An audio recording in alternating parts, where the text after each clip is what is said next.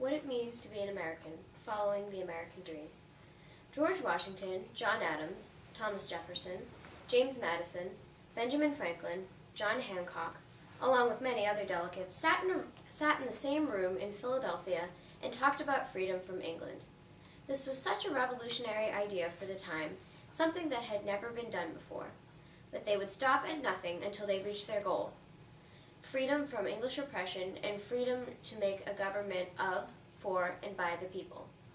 Throughout history, we have seen countless great people do the seemingly impossible. George Washington crossed the Delaware River on Christmas Eve. Albert Einstein discovered that light acted as wavelengths and particles at the same time. And Abraham Lincoln ended the horror called slavery. These Americans all had the same thing in common. They had dreams and plans which seemed too difficult to accomplish, but they forged new paths and became who they wanted to be.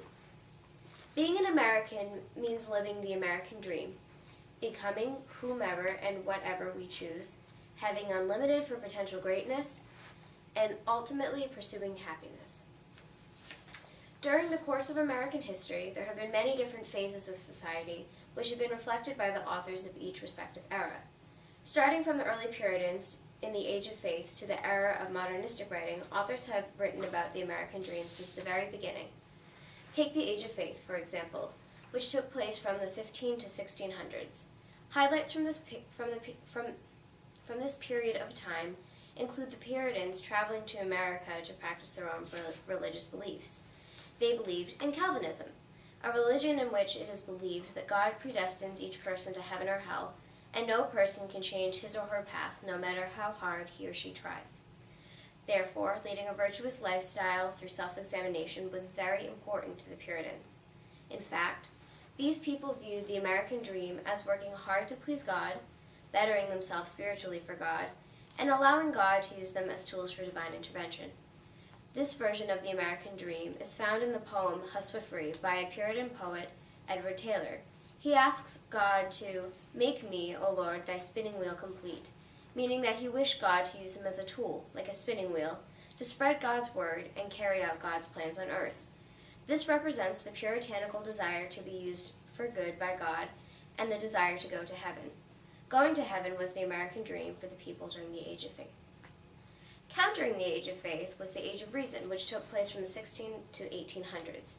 Themes in literature, which reflected social beliefs of the time, from this era included foci on natural law, how reason was ranked above faith, deism, in which it was believed that God was a clockmaker who had created the world and left it be, the relationship between human law and justice, and, most importantly, how education was very important. Many great thinkers of the time, such as Benjamin Franklin, wrote books and papers about the importance of public education and having a high literacy rate in society.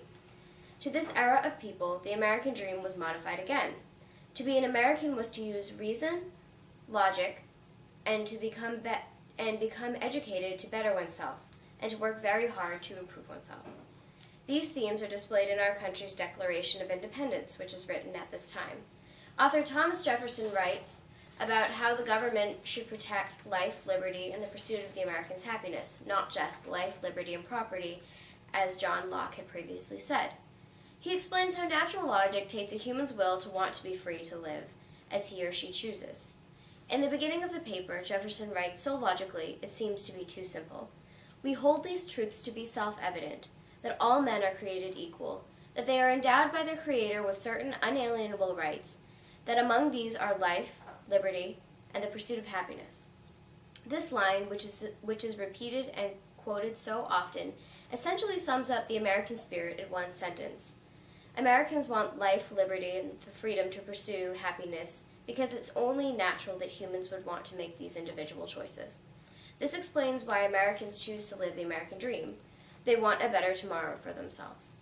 The Declaration truly exemplified how Americans used reason to explain why it was important to be free and work hard to use freedom for the common good. Countering the Age of Reason came the era of Romanticism, an era which was a movement in art, literature, and music during the 19th century. These themes included the 5 I's, idealism, which is mind over matter, imagination, a necessary inventive tool to create new things, individualism, or the theme which celebrates the individual and sometimes is exemplified by social isolation, inspiration, or a muse which calls the author or artist to create new ideas, and lastly, intuition, which explains someone's gut reactions to people and events around them, also known as premonition. A famous novel written during this time period is Nathaniel Hawthorne's The Scarlet Letter, which concerns a Puritan woman, Hester Prynne, who had committed adultery and gave birth to a child, Pearl. The story focuses on Hester's path to redemption and how she tries to repent for her sins by sewing clothes for the poor in her town. Each day, she passes by the place of her public humiliation, the scaffold, in hopes that her feelings of shame, guilt, and torture would, at length, purge her soul and work out another purity that she had lost. Hester's American dream is yet another among the many dreamers of America. She hoped to do the so-called impossible, save her soul from eternal damnation by doing good for others. Everyone in her community believed that she was destined for hell, but Hester still held on to the American hope that she could achieve her seemingly hopeless goal. She truly showed the American spirit and dreamed the American dream, hoping for a better future, if not in this life, then in the next. A last time period of literature is modernism, which was around the 1930s and focused on simple writing, played with perception, rejected the teachings of the Enlightenment, rejected the era of gritty realism, and rejected the idea that there was a loving and compassionate God. Zora Neale Hurston wrote her novel Their Eyes Were Watching God during this time. This story concerns a middle-aged African-American woman, Janie, who narrates to a friend the story of her past 3 marriages, her journey as a person, and the love that she has found in her lifetime. Ever since she was a young girl, Janie was infatuated with the idea of love and wanted to be loved more than anything else in life. In her first marriage to an older man, Logan, she feels oppressed, stifled, verbally mistreated, and disgusted by his pig-like habits. She soon meets another man, Jody, who makes promises to her and seems to be in love with her, but once they run away and marry, he turns out to be an abusive, power-loving husband and seeks to dominate Janie. Once he eventually dies, Janie meets her third husband, Tea-Cake. Tea-Cake is loving, caring, respectful to Janie until the day he dies. She expresses her true love and gratitude to Tea-Cake, saying to him, "I just know that God snatched me out of the fire through you, and I loves you and feel glad."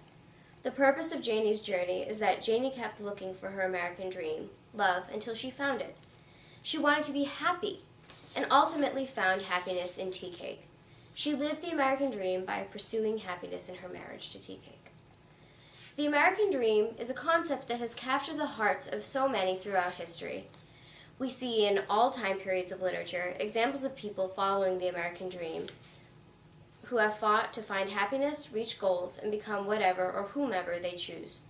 We see the poet Edward Taylor, Thomas Jefferson, Hester Prynne, and Janie Crawford all reach for their unique versions of the American dream and achieve them.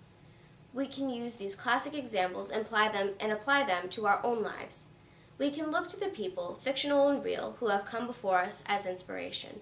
Perhaps someday we can each push the boundaries and forge new paths through life with the same goal in common, finding true happiness by living the American dream just as they did.